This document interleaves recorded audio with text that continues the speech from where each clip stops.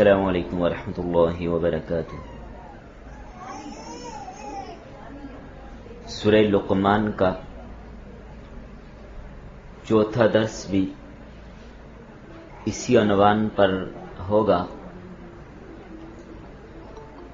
آیت نمبر 6 اس کا ترجمہ اور تفسیر کسی حد تک آپ نے پڑھ لی ہے۔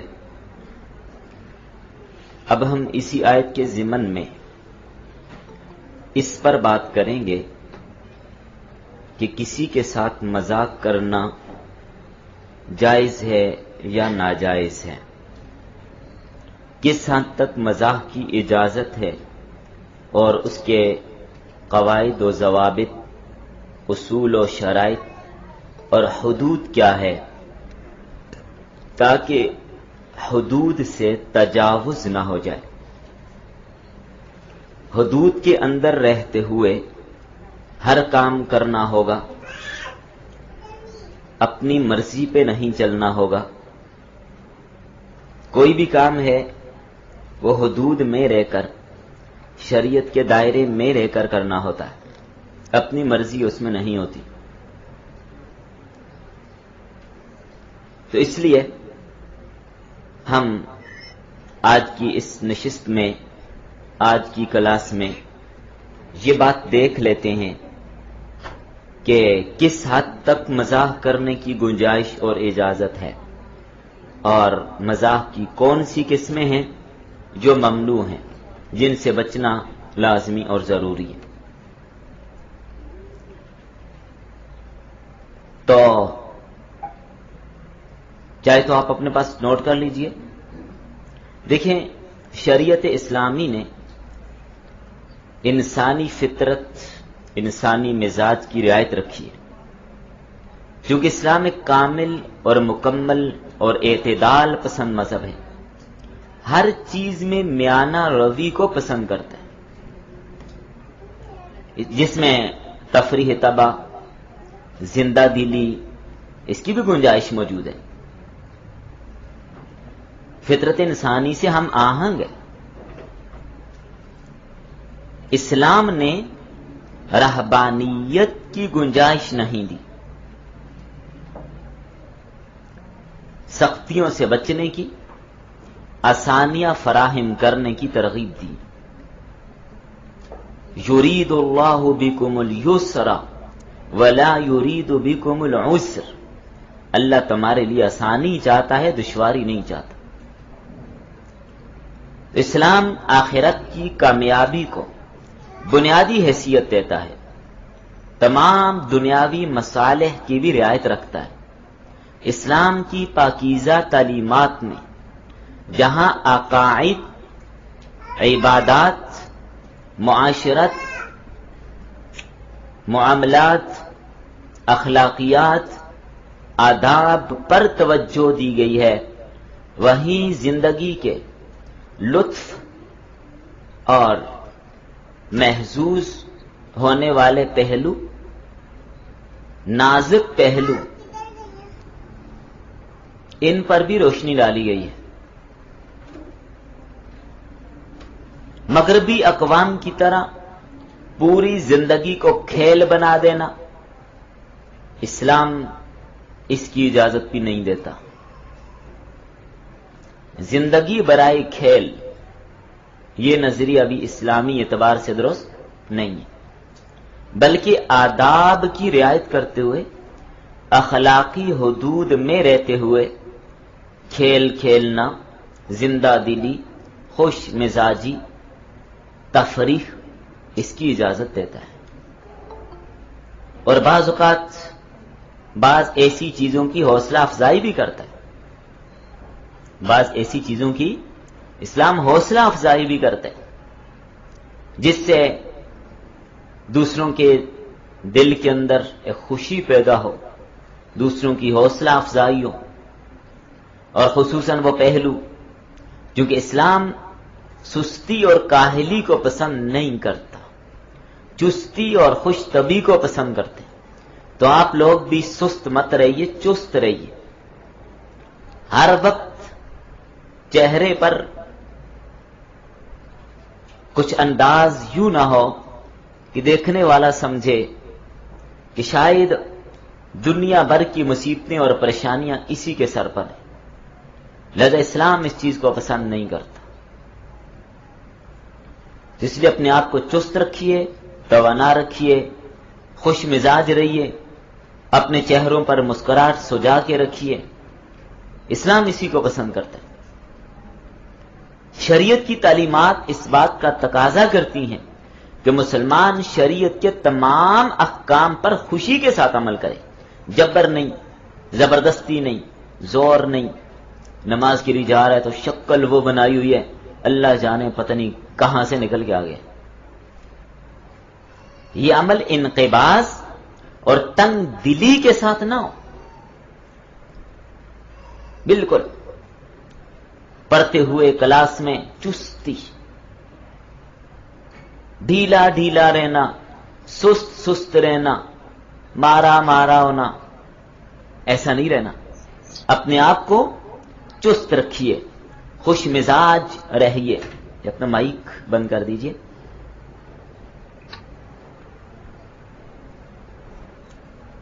تو اس لیے ورزش کرنا صحت مند رہنے کے لیے بہت ضروری ہے، مختلف قسم کی ایکٹیویٹیز کرنا تاکہ آپ لوگ چست رہیں اور سستی قریب بھی نہ پھٹکے، چہرے پر موڈ خراب نہ ہو، شکنے نہ پڑی ہوں، جیسے کپڑوں کو دھو کے نچوڑ کے نکالا جاتا ہے ایسے نہ ہو، ایسے ہوں جیسے ابھی پریس کر کے لائیں۔ ٹھیک ہو گیا؟ تو بہرحال اتنی بڑی تمہید میں نے کیوں باندھی؟ کچھ بات سمجھانے کے لیے۔ آئیے ذرا ہم قرآن کریم کی طرف جاتے ہیں۔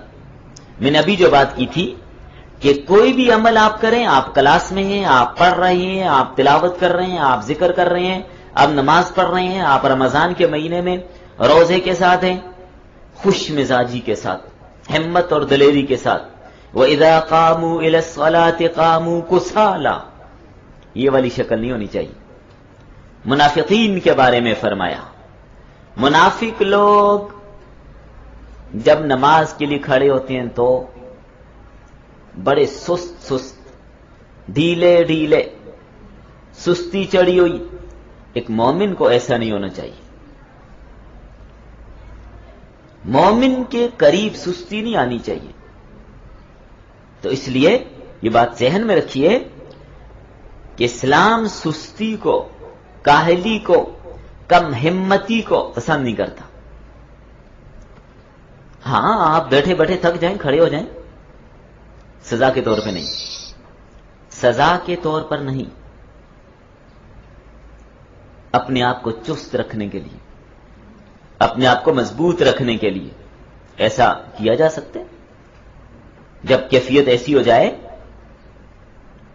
کہ بعض بات ہوتے ہیں نا کہ بیٹھے بیٹھے بندہ تھک جاتا ہے، ڈھیلا پڑ جاتا ہے، سست پڑ جاتا ہے، تو اس کا حل پھر یہ ہے کہ اپنے آپ کو چست رکھنے کے لیے تھوڑی دیر کے لیے کھڑے ہو جائیے، چکر لگا لیجئے، گھوم پھر لیجئے، کوئی بھی ایسی صورت اختیار کی جا سکتی ہے۔ لیکن سست رہنا، خصوصاً کلاس میں، سبق میں ڈھیلا ڈھیلا رہنا، یہ ٹھیک نہیں ہوگا۔ اپنے آپ کو چست رکھیے، سستی کو قریب بھی نہ آنے دیجیے۔ تو منافقین کے بارے میں قرآن کریم میں یہاں پر کیا فرمایا؟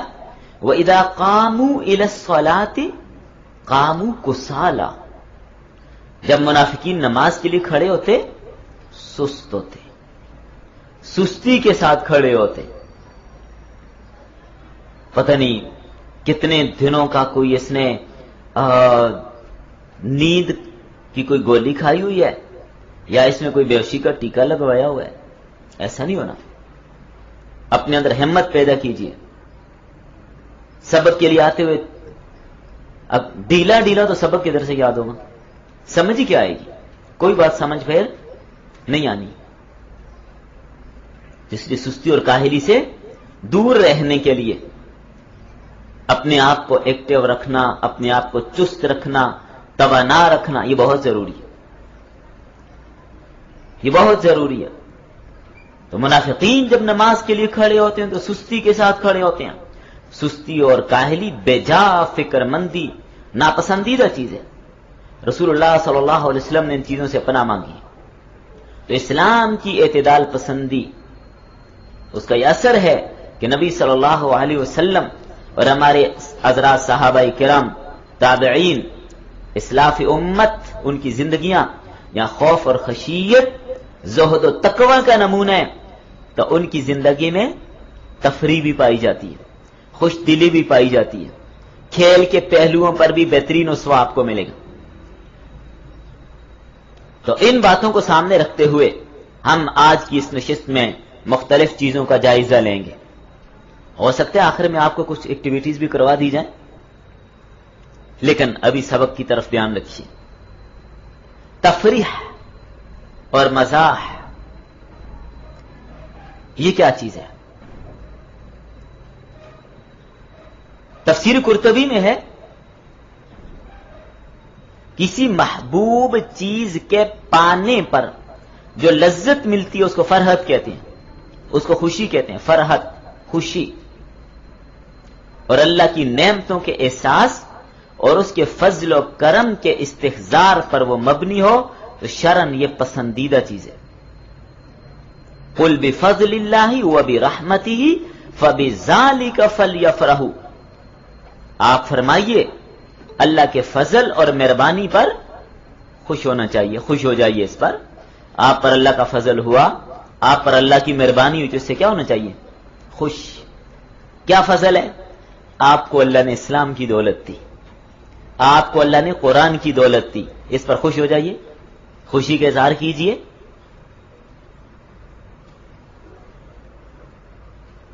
اور قرآن کریم میں سورہ آل عمران میں آپ نے پڑھا ہے فرحین بما آتاہم اللہ من فضل، فرحین بما آتاہم اللہ من فضل. جنتی لوگ خوش ہوں گے ان نعمتوں پر جو اللہ نے انہیں دی. اس لیے جنتیوں والی صفات کو اپنائیے، خوش رہنے کی عادت بنائیے.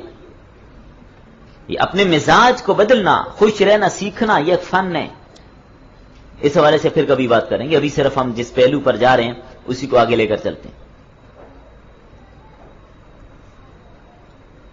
بہرحال یہ قلبی خوشی اگر انسان کو غرور اور تکبر پر آمادہ کرے تو پھر یہ ممنوع ہوگی. یہ بات بھی یاد رکھیے گا. اسی طرح مزاح، مزاح یہ کیا چیز ہے؟ ایک اس کو ہم مذاق کہتے ہیں یا مزاق، لیکن اس کو ہاں کے ساتھ مزاح، مزاح، المزاح، مزاح ہاں کے ساتھ ایسے عمل کو کہتے ہیں جس کے ذریعے دوسرے کے ساتھ مل کر خوشطبی حاصل ہو جائے. جس کے ذریعے دوسرے کے ساتھ مل کر خوشطبی حاصل ہو جائے، اس طور پر کہ اس عمل سے دوسرے کو تکلیف نہ پہنچے. یہ دونوں جملے آپ کو یاد رکھنے ہوں گے. ہاں یہ نہ کہ دوسروں کو تکلیف پہنچا کے آپ خوش ہوں. اسلام اس کی اجازت نہیں دیتا کہ آپ دوسرے کو تکلیف پہنچا کے اس کے ساتھ آپ خوش ہوں. نہ، اس انداز سے مزاح کرنا کہ آپ نے کسی کو تکلیف پہنچائی، اس کو چھیڑا، اس کا جوتا چھپایا، اس کو تنگ کیا اور چھپ چھپ کے خوش ہو جائیں، نہ، خبردار، اسلام اس کی اجازت نہیں دیتا. کسی کو تکلیف، ایک ایک بات کو آپ نے ذہن میں رکھنا ہوگا، ایک ایک بات کو سمجھنا ہوگا. کسی کو اس انداز سے چھیڑنا اس کو تکلیف پہنچے، اس کا دل دکھے اور آپ اس پر خوشی کا اظہار کریں. عام طور پر دوستوں میں جو مذاق ہوتا ہے وہ ایسا ہی ہوتا ہے. کسی کو تکلیف پہنچائی، اس کو تنگ کیا، اس کی کوئی چیز چھپا دی، کسی طرح اس کو چھیڑا، اچانک اس کو چنڈی کاٹ دی، پیچھے سے اس کو تھپڑ مار دیا، اس کو پتہ نہیں کس نے مارا، کیا ہو رہا ہے، آپ اس پر ہنس رہے ہیں. یہ جائز نہیں ہے. مغربی اقوام میں ایسے ہی مذاق کیے جاتے ہیں. دوسرے کو تنگ کرنا، کسی اعتبار سے بھی اس کو چھیڑنا، جھوٹ بول کر، پھول بنا کر، جھوٹی باتیں بتا کر اور پھر خود خوش ہونا حرام ہے. شریعت اس کی اجازت نہیں دیتی. دوسرے کا دل دکھا کر اس پر خوش ہو، یہ انسانیت ہے؟ کیا اسلام یہ کہتا ہے کسی کا دل دکھاؤ اور اس پر خوشی کا اظہار کرو؟ بالکل نہیں۔ تو مزاح کی تعریف جانیے، حضرت ملا علی قاری رحمت اللہ علیہ نے جو مشکات کے حاشیے میں جو ملا علی قاری رحمہ اللہ نے جو تفسیر نقل کی ہے، مزاح ایسے عمل کو کہتے ہیں جس کے ذریعے دوسرے کے ساتھ مل کر خوشطبی حاصل ہو، اس طرح سے کہ اس عمل پر دوسرے کو تکلیف نہ پہنچے، اور اگر وہ خوشطبی کسی کے لیے باعث تکلیف ہو جائے اسے مزاح نہیں بلکہ اس کو مذاق اڑانا کہتے ہیں۔ مذاق اڑانا یہ اور چیز ہے، دونوں میں فرق ہے، لہذا کسی کو تکلیف مت پہنچائیے۔ بعض کا لوگ شرارت کرتے ہیں، جھوٹی کال کسی کو کی، کوئی جھوٹی بات کی، تو یہ مذاق اڑانا ہے، یہ پھول بنانا ہے۔ شریعت میں یہ مستحسن نہیں بلکہ شریعت نے اس کو ممنوع قرار دیا۔ آپ اس کی مزید تشریحات آپ خود کر سکتے ہیں، کسی طرح سے بھی۔ بعض لوگ دوسرے کے راستے میں کوئی چیز اٹکا کر اس کو گراتے ہیں، گرا کر اس پر خوش ہوتے ہیں۔ افسوس کی بات ہے بھائی، گرتوں کو تھامنے کے بجائے جو اپنے پاؤں پہ کھڑے ان کو گرانا، اس پر ہنستے ہیں، بہت غلط بات ہے، شریعت اس کی اجازت نہیں دیتی۔ تو مزاح اور زندہ دلی، خوش طبعی انسانی زندگی کا ایک بہترین عنصر ہے۔ جس طرح اس کا حد سے تجاوز کرنا اچھی بات نہیں، اسی طرح اس کو بالکل ہی ترک کر دینا یہ بھی ایک نقص اور کمزوری ہے۔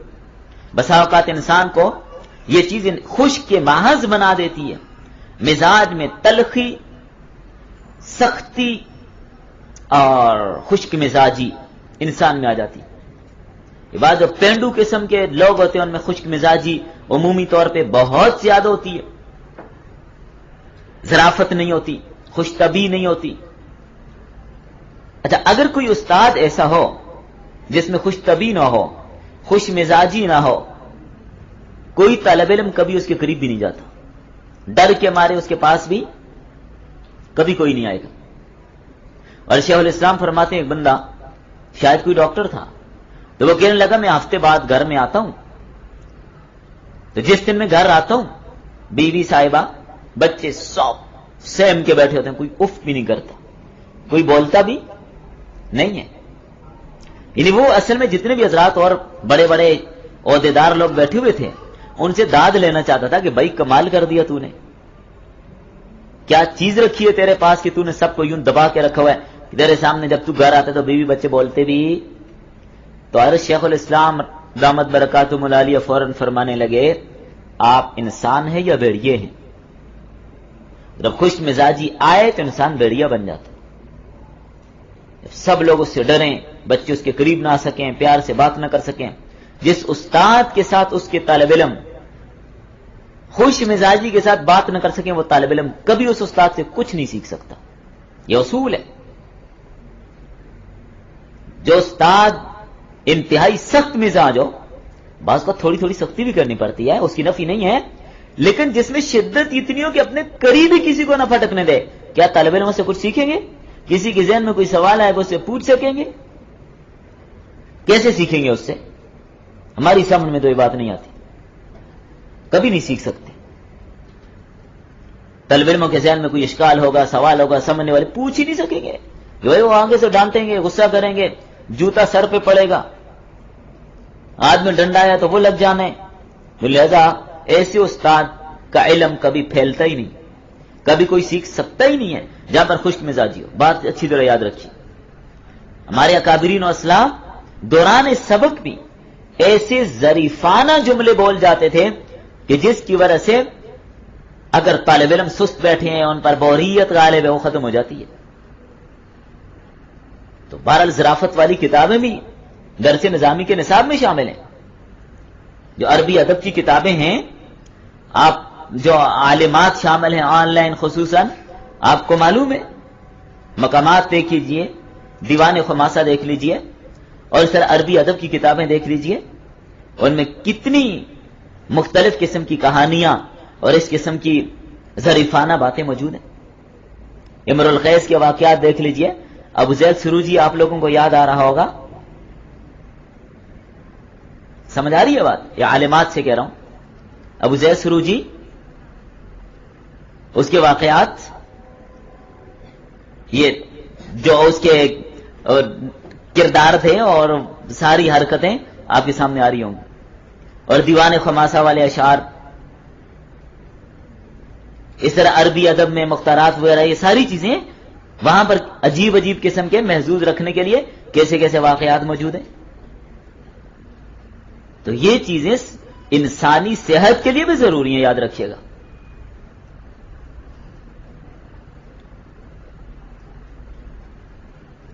تو بعض اوقات ہم نشینوں اور ماتحتوں کے ساتھ لطیف ظرافت اور مزاح کا برتاؤ ان کے لیے مسرت کے اصول کا سبب بھی ہوتا ہے، عزت افزائی کا باعث بھی ہوتا ہے، اور بات سیکھنے کا سبب بھی ہوتا ہے. بندہ اس سے کچھ بات بھی سیکھ سکتا ہے، یاد رکھیے گا.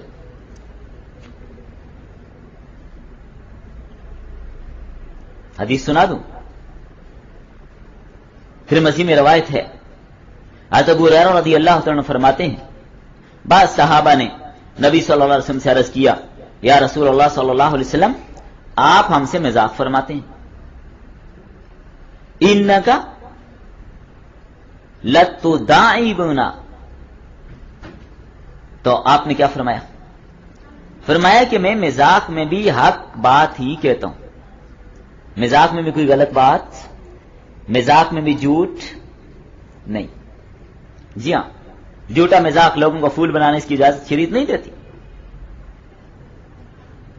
حضرت انس رضی اللہ عنہ فرماتے ہیں نبی صلی اللہ علیہ وسلم ہم لوگوں سے مکمل اختلاط رکھتے تھے، یعنی مل جل کے رہتے تھے ہمارے ساتھ، یہاں تک کہ عذرائے شفقت اور عذرائے مزاح ہمارے چھوٹے بھائی سے کہتے تھے، اے ابو عمیر نغیر کا کیا بنا؟ ان کی چھوٹے بھائی کے پاس ایک بلبل کا بچہ تھا جس سے وہ کھیلا کرتے تھے، وہ مر گیا. تو نبی صلی اللہ علیہ وسلم جب بھی ان کو ملتے تو ان سے پوچھتے، یا ابا عمیر ما فعل النغیر، آپ کے نغیر کا کیا بنا؟ وہ جو بلبل کا بچہ تھا کدھر گیا؟ یعنی ایسا مذاق بھی آپ فرماتے، عذرائے شفقت، جیسے بچوں کے ساتھ اس طرح کی باتیں کرتے. اسی طرح مشکات شریف کے اندر ایک روایت آتی ہے. حضرت انس رضی اللہ تعالیٰ عنہ فرماتے ہیں نبی صلی اللہ علیہ وسلم نے ایک بوڑھی عورت سے فرمایا، بوڑھیا جنت میں نہیں جائے گی. وہ بیچاری نے عرض کیا کہ بوڑھوں میں ایسی کیا بات ہے کہ جس کی وجہ سے وہ جنت میں نہیں جا سکیں گی؟ تو نبی صلی اللہ علیہ وسلم نے فرمایا، کیا تم نے قرآن کریم میں آیت نہیں پڑھی، انا انشأناہن انشاء فجعلناہن ابکارا، کہ جنت کی عورتوں کی ہم نئے سرے سے نشو نما کریں گے اور ان کو جوان بنا دیں گے. جنت میں اس حالت میں جائیں گی کہ جوان ہوں گی. پھر مزید میں ایک اور روایت آتی ہے، ایک آدمی نے نبی صلی اللہ علیہ وسلم سے سواری کے لیے اونٹ مانگا تو آپ نے ارشاد فرمایا، ہاں میں تمہیں سواری کے لیے اونٹ کا بچہ دوں گا. یا رسول اللہ مجھے کوئی اونٹ دے دیجئے سواری کی ضرورت. فرمایا ہاں اونٹ کا بچہ ہم آپ کو دے دیں گے. سمجھ رہی ہیں بات؟ وہ عرض کرنے لگا، اے اللہ کے رسول بچے کے ساتھ میں کیا کروں گا؟ میں سواری کے لیے اونٹ مانگ رہا ہوں، بچے کے ساتھ میں کیا کروں گا؟ تو آپ نے فرمایا اونٹ بھی تو اونٹنی کا بچہ ہوتا ہے، بڑا اونٹ بھی کسی اونٹنی کا بچہ ہی ہوگا. نہیں سمجھ آئی؟ ہر اونٹ کسی اونٹنی کا بچہ ہی تو ہوگا نا، چاہے وہ چھوٹا یا بڑا ہے. حضرت انس رضی اللہ عنہ فرماتے ہیں کہ نبی صلی اللہ علیہ وسلم نے انہیں عذرائے مذاق فرمایا، یا ذل اذنین، اے دو کان والے. حالانکہ ہر آدمی کے کتنے کان ہوتے ہیں؟ دو کان ہوتے ہیں. لیکن حدیث کے ظاہر سے یہ مفہوم ہوتا ہے کہ شاید یہ ان کی کوئی انفرادی سے ان کی خصوصیت ہے، لیکن ایسا نہیں ہے. حضرت نعمان بن بشیر رضی اللہ تعالیٰ عنہ، حضرت ابوبکر صدیق رضی اللہ تعالیٰ عنہ نے ان سے روایت ہے کہ حضرت ابوبکر صدیق رضی اللہ تعالیٰ نے ایک موقع پر نبی صلی اللہ علیہ وسلم کے گھر میں داخل ہونے کی اجازت مانگی. اسی درمیان آپ کو گھریلو معاملات میں حضرت عائشہ کی آواز بلند ہوتی محسوس ہوئی. جب آپ گھر میں داخل ہوئے تو حضرت عائشہ کی طرف مارنے کے لیے آگے بڑھے. بیٹھی تھی حضرت عائشہ ان کی، تنبیہ کرتے ہوئے فرمایا، کیا میں تمہیں رسول اللہ صلی اللہ علیہ وسلم کے سامنے اونچا اونچا گفتگو کرتے ہوئے نہیں دیکھ رہا؟ یہ دیکھ کر نبی صلی اللہ علیہ وسلم عائشہ کو ان کے والد کی مار سے بچانے کی کوشش کرنے لگے، آگے بڑھ گئے۔ اس دوران حضرت ابوبکر صدیق رضی اللہ عنہ کے غصے کی حالت اسی طرح تھی اور گھر سے باہر نکل آئے کہ میری بیٹی نبی صلی اللہ علیہ وسلم کے ساتھ اونچی بول رہی ہے۔ تو حضرت ابوبکر رضی اللہ عنہ کو نکلتے دیکھ کر نبی صلی اللہ علیہ وسلم نے حضرت عائشہ سے فرمایا کیا خیال ہے، میں نے تمہیں اس شخص سے بچایا کہ نہیں؟ تو راوی کہتے ہیں حضرت ابوبکر کچھ دنوں تک حضرت عائشہ سے ناراض رہے، پھر نبی صلی اللہ علیہ وسلم کے یہاں حاضر ہو کر اندر آنے کی اجازت مانگی۔ گھر جا کر محسوس کیا کہ نبی صلی اللہ علیہ وسلم اور حضرت عائشہ کے درمیان صلح ہے، تو آپ نے فرمایا کہ آپ دونوں مجھے اپنی صلح میں شامل کر لیجیے، جس طرح آپ دونوں نے مجھے اپنے جھگڑے میں شامل کیا تھا۔ تو نبی صلی اللہ علیہ وسلم نے فرمایا جی ہاں، آپ کو صلح میں شامل کر لیا۔ تو اس حدیث میں ابوت کے رشتہ کے حامل بزرگ سیدنا صدیق اکبر کو محض الرجل کہنے سے جو مزاق پیدا ہوتا ہے اسے کوئی بھی محسوس کیے بغیر نہیں رہ سکتا۔ شخص، اس شخص سے میں نے تجھے بچایا۔ پھر ابو داؤد کے اندر ایک روایت آتی ہے، نبی صلی اللہ علیہ وسلم کی خدمت میں غزوہ تبوک میں حضرت عوف بن مالک کہتے ہیں کہ میں حاضر ہوا، آپ چمڑے سے بنے سایبان میں قیام فرما تھے، میں نے سلام کیا تو آپ نے سلام کا جواب دیا اور کہا آ جاؤ۔ میں نے کہا پورے کا پورا آ جاؤں؟ آپ نے فرمایا پورے کا پورا آ جاؤ۔ جگہ کی قلت کی طرف اشارہ کرتے ہوئے ان صحابی نے جس محبت کے ساتھ مزاح کیا تو نبی صلی اللہ علیہ وسلم نے کمال اخلاق کے ساتھ انہیں مزاحی اسلوب میں ہی جو آتے پورے ہی آ جاؤ۔ اسی طرح حضرت انس رضی اللہ عنہ سے ایک روایت ہے، ایک آدمی تھے دیہات کے رہنے والے تھے، ان کے نام میں اختلاف ہے، مختلف، بعض نے اظہر لکھا ہے، زاہد، یہ سر ان کا کوئی نام تھا۔ وہ نبی صلی اللہ علیہ وسلم کی خدمت میں دیہات سے سبزیاں لاتے، دیہات کی چیزیں لے کے آتے، دیہات میں بعض اوقات ایسی چیزیں شہروں میں نہیں ملتی، دیہات کی سبزیاں وغیرہ، تو یہ تحفہ لے کر آیا کرتے تھے۔ تو نبی صلی اللہ علیہ وسلم بھی بازار سے ان کی ضرورت کی چیزیں انہیں دیا کرتے تھے۔ ایک دن جب وہ اپنے سامان لے کر آئے، بازار میں فروخت کر رہے تھے کہ ان کی نظر سے بچ کر نبی صلی اللہ علیہ وسلم نے ان کو پیچھے سے آ کر نا دونوں ہاتھوں میں پکڑ لی۔ تو انہوں نے کیا کیا، ظاہر یا زاہد یا اظہر جو بھی ان کا نام تھا، تو فرمانے لگے کوئی ہے، ظاہر کہنے لگے کوئی ہے جو مجھے ان سے چھڑائے۔ ذرا پیچھے دیکھا تو نبی صلی اللہ علیہ وسلم کو پہچان لیا، جو ہی پہچانا تو پوری طاقت سے اپنی پشت کو نبی صلی اللہ علیہ وسلم کے سینے کے ساتھ لگانے لگے۔ فرمان لگے، آپ صلی اللہ علیہ وسلم فرمانے لگے اس غلام کو کون خریدے گا، اس غلام کو مجھ سے کون خریدے گا؟ تو یہ کہنے لگے یا رسول اللہ صلی اللہ علیہ وسلم مجھے آپ فروخت کرتے وقت کھوٹا پائیں گے، یعنی میں تو بہت ہلکا ہوں، دیہاتی آدمی ہوں۔ تو نبی صلی اللہ علیہ وسلم نے فرمایا مگر اللہ کی بارگاہ میں تو کھوٹا نہیں۔ تو اس طرح کے مذاق وغیرہ یہ ایسے واقعات آپ کو حدیث میں ملیں گے۔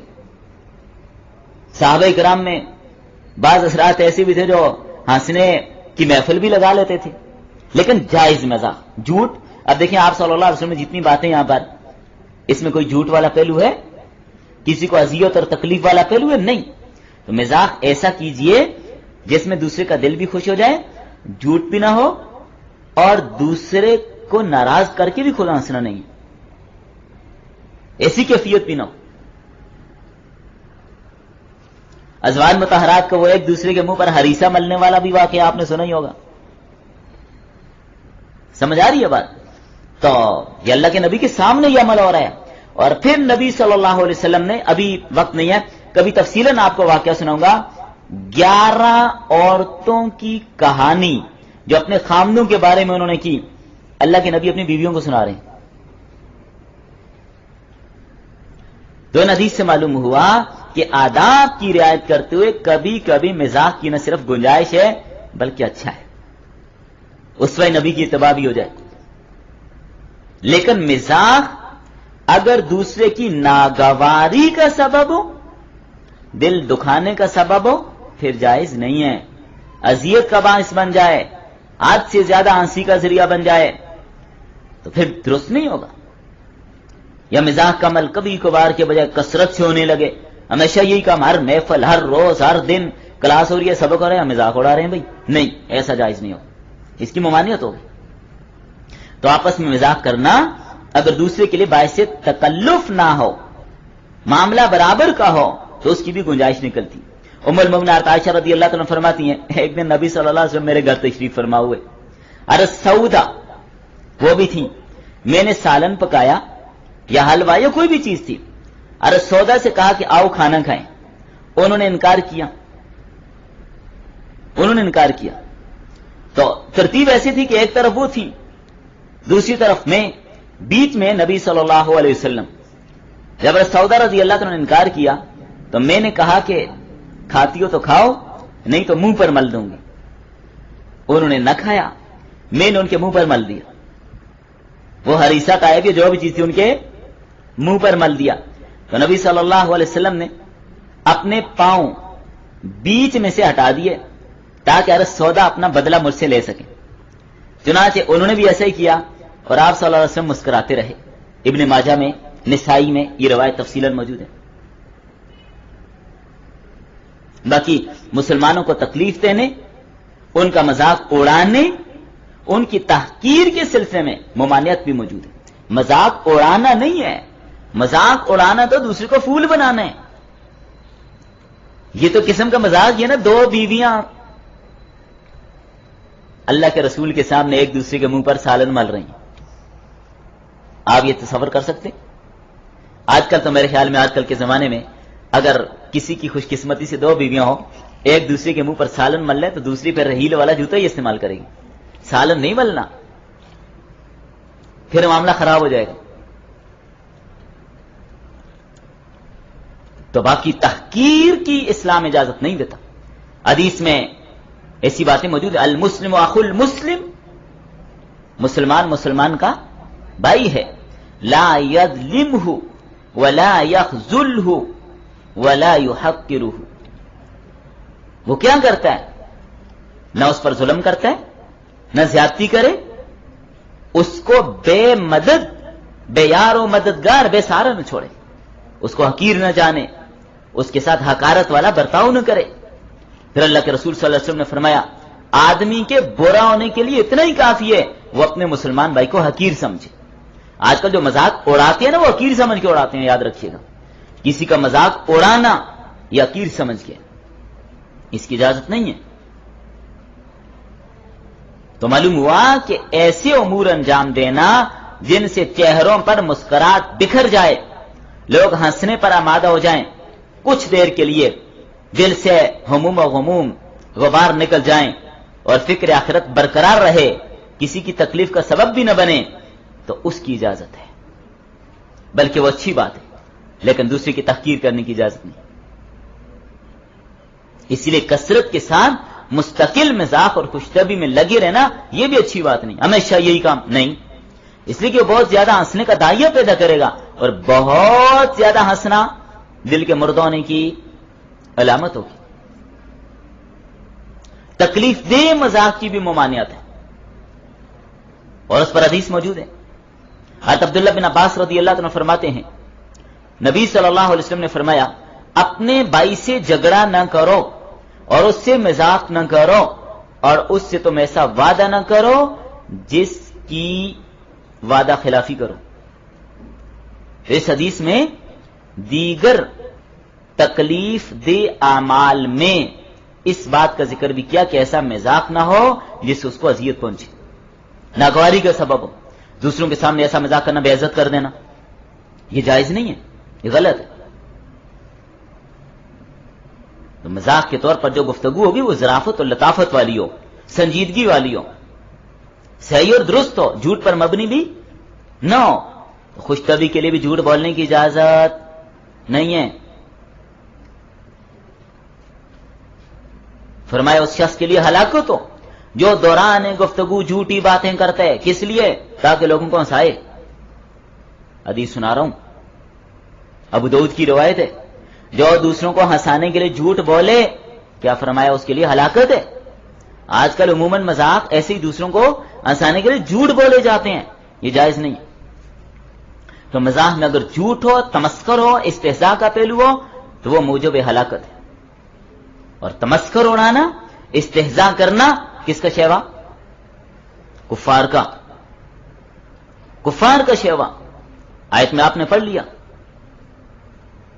اسی سبق کے اندر آپ نے یہ بات پڑھی ہے. کون سی؟ وَيَتَّخِذَهَا هُزُوًا، یہ کفار کا شیوا ہے جو اہل ایمان کے ساتھ نہیں سجتا. کفار انبیاء کرام کے ساتھ ایسے مذاق کرتے، اہل ایمان کے لیے قطعاً اس کی گنجائش نہیں ہے کہ وہ اس قسم کا مذاق کرے. حضرت علی رضی اللہ عنہ فرماتے ہیں نبی صلی اللہ علیہ وسلم جب اپنے کسی صحابی کو مغموم دیکھتے تو دل لگی کے ذریعے اسے خوش فرماتے. لہذا یہ بھی اپنے اندر ایک صفت پیدا کیجیے، آپ لوگ یہ صفت پیدا کیجیے، کسی کو پریشان دیکھیں، مغموم دیکھیں، اس سے ایسی تسلی امیز باتیں کریں وہ خوش ہو جائے. ایک مرتبہ سیدنا صدیق اکبر رضی اللہ تعالیٰ عنہ نے نبی صلی اللہ علیہ وسلم کو غمگین دیکھا تو اپنا ایک واقعہ سنا کر آپ کو خوش کر دیا. یہ واقعہ تکملہ فتح الملہم کے اندر بھی موجود ہے، مسلم شریف کی شرح میں.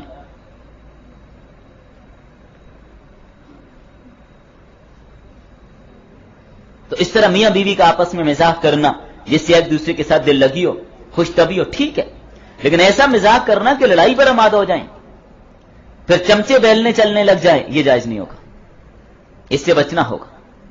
اور عموماً یہ جو چمچے بیلنے چلتے ہیں وہ ابتدا ایسے مزاق سے ہی ہوتی ہے. جو مزاح نہیں ہوتا مذاق ہوتا ہے، تمسخر ہوتا ہے، تحقیر کا پہلو ہوتا ہے جس میں مذاق اڑایا جاتا ہے. تو بہرحال اس پہ ہم آگے چلتے ہیں. مزاحیہ مشاعرہ، مزاحیہ پروگرام، مزاحیہ مشاعرے اگر آداب و اخلاق کے دائرے میں رہتے ہوئے ہو تو درست ہے. اور یہی حال ایسے اشعار اور مزاحیہ شعرگوئی کا ہے، وزن اور قافیہ کی رعایت کرتے ہوئے بلا ارادہ کہے گئے کلام کو شعر کہتے ہیں. سمجھ آ رہی ہے بات؟ جس میں محض خیالی اور غیر تحقیقی مضامین بیان کیے گئے ہوں. فن منطق میں بھی ایسی مضامین کو ادلہ شعریہ وغیرہ کہا جاتا ہے. بہرحال تو اس طرح کے اشعار جس میں خوش طبعی کا سما ہو لیکن جھوٹ پر مبنی نہ ہو تو ایسے اشعار پڑھنا جائز اور درست ہے. بعض شعر اچھے ہوتے ہیں، بعض برے ہوتے ہیں، اس میں شرائط اور آداب کی رعایت رکھنی ہوگی. تو بہرحال شرائط اور آداب کی رعایت میں رہتی ہو مزاح کرنا درست ہے، چاہے وہ نظم کی صورت میں ہو یا نثر کی صورت میں، الگ چیز ہے. اور باضابطہ مزاحیہ پروگرام منعقد کرنا یا مزاحیہ مشاعرے منعقد کرنا الگ چیز ہے، دونوں میں فرق ہے. ایک کو دوسرے پر قیاس نہیں کیا جا سکتا. لیکن پروگرام کا انعقاد اہتمام کے ساتھ ہوتا ہے تو مباح چیزوں کا ضرورت سے زائد اہتمام کرنا وہ پھر کراہت سے خالی نہیں رہتا. اس کے علاوہ یہ تمام مزاح اور تفریح کے لیے ہو رہا ہے، اور تفریح جب حد اعتدال سے بڑھ جائے تو پھر لہو و لعب میں شامل ہو کر ناجائز ہو جاتی ہے، پھر غلط ہوگی. تو اس لیے ہاں عام طور پر آپ کی مجلس لگی ہوئی ہے، کوئی مزاحیہ شعر سنا دیا، ٹھیک ہے بھائی، کوئی بات نہیں. لیکن اتنا اہتمام، مہینہ بھر پہلے محنت کرنا، سٹیج لگانا، دعوت نامے تیار کرنا، اعلانات کرنا، اشتہارات سوشل میڈیا پر شیئر کرنا، دیواروں پر لگانا، اس مشاعرے کی دعوت دینا، آج کل جو مختلف چینلوں والے کرتے ہیں، یہ جائز نہیں ہے. یہ انہماک ہے، یہ کثرت ہنسنا ہے. اس میں ہر ایک شاعر آ کر وہ اپنے انداز سے ہنساتا ہے، دوسرا آتے اپنے انداز سے ہنساتا ہے. وہ تو پوری مجلس جو گھنٹوں پر مبنی ہوتی ہے، گھنٹوں ان کو ہنسائے رکھنا، یہ بھی شریعت اس کی اجازت بھی نہیں دیتی. اور یہ بات قابل غور ہے کہ ایسی مجلس میں اس قدر انہماک ہوتا ہے کہ عام طور پر نماز کا وقت ہو کوئی پرواہ نہیں، فرائض کی کوئی رعایت نہیں، شور و شباب ہوتا ہے، تالیاں پیٹی جاتی ہیں، مرد و زن اکٹھے ہو جاتی ہیں. ٹی ویوں پر جو پروگرام ہوتے ہیں مشاعرے کے، ایسے ہی نہیں ہوتا، ایسے ہی ہوتا ہے. ہنسانے کے لیے جھوٹی باتوں کا سہارا لیا جاتا ہے. کبھی وہ شاعر آ کر جھوٹے قصے سنا کر اپنی بیوی کی مار پٹائی کا ذکر کرتے ہیں کہ میری بیوی نے مجھے سینڈل مارا، فلاں فلاں ہو گیا. جھوٹ بول رہے ہوتے ہیں. اور بعض کا یہ سچ بھی ہو سکتا ہے, واپس گھر جائے تو لگ بھی سکتا ہے, تو آسانی کے لیے جھوٹی باتوں کا سہارا لیا جاتا ہے. تو ایسی مجالس انعقاد قرات سے خالی نہیں ہے, مکروہ ہے. اگر عملی طور پر ایسی مجالس میں محرمات اور ناجائز امور کے ارتکاب ہو تو پھر تو اس کے ناجائز ہونے میں شبہ ہی نہیں ہے.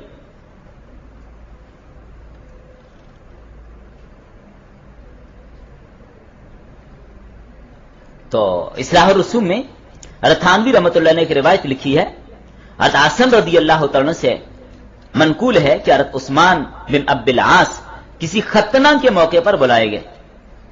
تو انہوں نے فرمایا میں نہیں جاتا. کسی نے وجہ پوچھی آپ کیوں نہیں جاتے؟ فرمایا کہ نبی صلی اللہ علیہ وسلم کے زمانے میں عام لوگ ایسی محفلوں میں نہیں جایا کرتے تھے اور نہیں دعوت ملتی تھی. بعض دیہاتوں میں آپ نے دیکھا ہوگا نا, بچے کی ختنہ کی جاتی ہیں تو اس کے لیے پورا پروگرام منعقد ہوتا ہے, سارے رشتہ دار جمع ہوتے ہیں, ہدیے جمع ہوتے ہیں, گفٹ جمع ہوتے ہیں کہ نہیں ہوتے؟ تو معلوم ہوا کہ یہ ناجائز ہے. اس کے لیے اجتماع کرنا, لوگوں کو جمع کرنا, یہ غلط ہے. جس کام کا اہتمام سلف صالحین سے ثابت نہیں ہوتا اس کے لیے اہتمام کرنا اور بلانا اچھی بات نہیں ہے. اتفاقی طور پر حسب موقع کوئی مزاحیہ بات ہو جائے, تفریح اشعار کے لیے سن لیے, جائز ہے, اس میں کوئی حرج نہیں. لیکن اس کے لیے اہتمام کرنا, اجتماع کرنا, پروگرام کرنا, گھنٹوں بیٹھنا کسی طرح بھی درست نہیں. اللہ کے رسول صلی اللہ علیہ وسلم نے کیا فرمایا؟ امام ترمذی رحمۃ اللہ علیہ فرماتے ہیں, اللہ کے نبی کی روایت نقل کرتے ہوئے, من حسن اسلام المرء ترکہ ما لا یعنیہ, آدمی کے اچھے ہونے کی, اچھے اسلام کی علامت یہ ہے لا یعنی باتوں کو چھوڑ دے. بات سمجھ آ رہی ہے آپ کو؟ زیادہ ہنسنے سے پھر دل مردہ بھی ہو جاتا ہے, بگاڑ بھی پیدا ہو جاتے ہیں, ذکر اللہ سے اراض ہو جاتے ہیں. نبی صلی اللہ علیہ وسلم کبھی کبھار مزاق فرما لیتے, ہنس بھی لیتے, ہنسا بھی دیتے, کسی خاص مصلحت کے لیے, مخاطب کو مانوس کرنے کے لیے, ٹھیک ہے, لیکن اس طرح کے کام کرنے کی اجازت نہیں دی جا سکتی جو مختلف ٹی وی پروگرامز میں اور مختلف طرح یہ اس طرح کے شو رکھے جاتے ہیں, یہ غلط ہے. اس طرح مزاحیہ کہانیاں جو نصیحت پر مشتمل ہوں, مزاح اس میں ضمن میں آ جائے, کہ مزاح کے پہلو پہ حکمت یا کوئی سبق آموز بات ہو تو ایسی کہانی لکھنے کی گنجائش ہوگی. جب لکھنے کی گنجائش ہے تو پھر پڑھنے کی بھی گنجائش ہوگی نا, خرید و فروخت کی. لیکن شرط یہ ہے کہ تمام امور فرائض و واجبات سنن مؤکدہ سے غفلت کا سبب نہ بنے. نبی صلی اللہ علیہ وسلم کے ارشاد ہے, حکمت اور دانائی کی باتیں مومن کے لیے متاع گم شدہ ہیں, جہاں سے ملے وہ لے لیتے. باقی ہمارے یہاں اسلاف میں ادب کے نام پر میں نے ابھی بھی ذکر کیا تھا, کچھ نہ کچھ مزاحیہ حقائقوں پر مشتمل ایسے واقعات ہوتے ہیں کتابوں میں, جیسے ابو الفرج اصفہانی کی کتاب اور جاخد کی کتاب, عبداللہ کی کتاب, یہ بہت ساری ایسی کتابیں موجود ہیں. مدارس اور جامعات کے اندر بھی وہ کتابیں ادب کے طور پر پڑھائی جاتی ہیں. علامہ ابن جوزی رحمۃ اللہ علیہ کی کتاب تسکین الازکیہ میں بڑے عجیب عجیب قسم کے واقعات ایسے موجود ہیں, تفریحی مضامین پر مشتمل اس طرح کی باتیں موجود ہیں. اور عربی ادب کو سمجھنے کے لیے, اردو ادب کو سمجھنے کے لیے ایسے مزاحیہ باتیں, ایسی شاعری جو بیہودہ نہ ہو, فسق اور فجور پر مبنی نہ ہو, تو ٹھیک ہے, کوئی بات نہیں اس میں. تو لہذا حکمت اور دانائی پر مبنی مزاحیہ کہانیوں کو بھی ایک حد تک پڑھا جا سکتا ہے, لیکن اگر مذاق برائے مزاح ہو پھر ٹھیک نہیں. ناول تو ہیں ہی غلط, ہو تو سب جھوٹ پہ مبنی ہوتے ہیں, جھوٹ سے بھرے پڑے ہوتے ہیں. مزاحیہ باتیں وہ جو کیا ہو, کوئی حکمت کی بات اس سے ملتی ہو, کوئی اچھی بات سامنے. اب ایسے واقعات بے شمار میرے ذہن میں آ رہے ہیں, لیکن ابھی اگر ان کو سنانے میں لگ جاؤں گا تو پھر معاملہ ادھر کا ادھر ہی رہ جائے گا, پھر سبق آگے نہیں نکل پائے گا. تو اس کے لیے آپ لوگ خود اگر ایسی کتاب پڑھنا چاہیں تو عربی ادب کی کتابیں جو ہیں ان میں آپ کو ایسے بے شمار واقعات آپ کو مل سکتے ہیں. لیکن مذاق میں جھوٹ بولنا, دوسروں کی کردار کشی کرنا, ایسی مزاحیہ کہانیاں جس میں دوسروں کی کردار کشی ہوئی جائز نہیں ہوگا. ایسی کہانیوں کو لکھنا بھی جائز نہیں ہوگا, اس کی خرید و فروخت بھی جائز نہیں ہوگی. اللہ تعالیٰ نے لہو الحدیث سے کیا کیا, منع کیا. نضر بن عارص کا واقعہ آپ کے سامنے آیا کہ نہیں آیا؟ لہذا ان چیزوں سے بچنا ہوگا.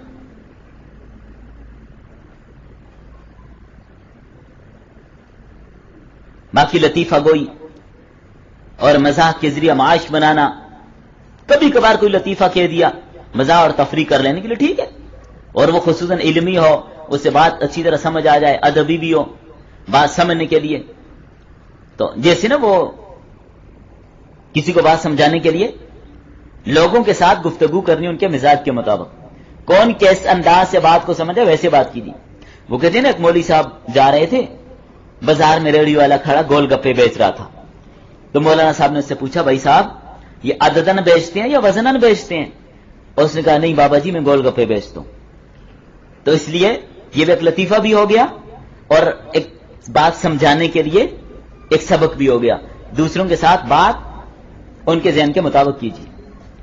بھائی عددن بیچتے ہیں وزنن بیچتے ہیں، گن کے بیچتے ہیں یا تول کے بیچتے ہیں؟ اس سے سیدھے الفاظ میں آپ اپنی زبان میں پوچھیں بھائی گن کر بیچ رہے ہیں یا تول کر بیچ رہے ہیں؟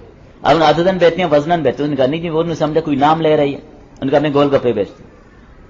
اس لیے چیزوں میں بھی احتراز چاہیے. ارے مولانا اعزاز علی رحمت اللہ علیہ جو دارالعلوم کے اندر ادب کے بہت بڑے استاد تھے، شیخ الحدیث مولانا سرفراز حسن صفتر رحم اللہ کے بھی استاد تھے، ادب کے بہت مایہ ناز استاد تھے. ایک دفعہ وہ جا رہے تھے مدرسے میں پڑھانے کے لیے، راستے میں ریڑھی والا کھڑا تھا مولیاں بیچ رہا تھا. وہ آپ نے دیکھو گا نا مولی والا سردیوں میں چیرا لگا کر 4 پیس بنا کر پیچھے بڑے بڑے پتے لگے ہوتے ہیں، مولی بیچ رہے ہوتے. کسی کے منہ سے پانی تو نہیں آ رہا. تو مولانا کا دل کیا کہ چلو مولی کھاتے ہیں، اس کو پیسے دی اور ایک مولی لے لی. اور سیکنڈ لگے بھائی بات سنو، مقصود بالعرض مقصود بالذات سے زیادہ ہے. مقصود بالذات کم ہے اور مقصود بالعرض زیادہ ہے. تو اس نے مولانا کو پکڑ لیا، پٹائی کرنے لگا. طلبا نے اندر سے دیکھا دوڑے آئے. تو مولانا صاحب نے کہا خبردار اس کو کچھ بھی نہیں کہنا، نہیں مارنا اس کو. تو حضرت آپ کی گستاخی کر رہے ہیں، ہمارے سامنے مار رہے ہیں، ہم اس کو چھوڑیں گے؟ ماریں گے ہم اسے. مولانا کہا نہیں نہیں نہیں، اصل میں میری منطق نے مجھے مروا دیا. اب یہ لطیفہ بھی ہو گیا، آپ کے لیے سبق بھی ہو گیا. اصل میں اتفاق سے اس بندے کا نام تھا مقصود.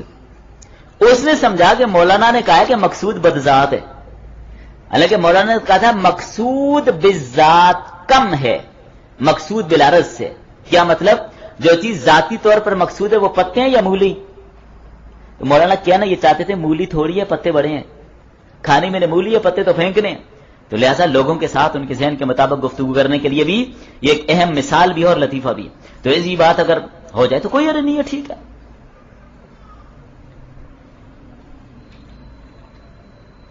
تو بہرحال یہ کچھ اس موضوع کو ہم اپنے طور پر تھوڑا سمیٹ چکے ہیں. میرے خیال میں کافی ہو گیا، اتنا ہی. اس کو یہیں پر بند کرتے ہیں، کل انشاءاللہ ہم اگلی آیت کی طرف چلیں گے. بہت لمبا ہو گیا لیکن آپ کو مزہ ضرور آیا ہوگا انشاءاللہ اس موضوع سے، کیونکہ یاد رکھیے یہ چیزیں بھی سیکھنے اور سمجھنے کی کہ ہمارے لیے کیا جائز ہے کیا ناجائز ہے. یہ ساری باتیں اخلاقیات کو سیکھنا، آداب کو سیکھنا، رہن سہن، ہم اکٹھا رہیں، مجلسیں ہماری کیسی ہوں، تنہائی ہماری کیسی ہو، یہ ساری باتیں ان کا تعلق سیکھنے کے ساتھ ہے. اور اگر ہم ہماری مجلسیں بھی ان حدود اور قواعد کے دائرے میں رہ کر ہوں گی تو انشاءاللہ ہماری یہ مجالس بھی عبادت بنے گی.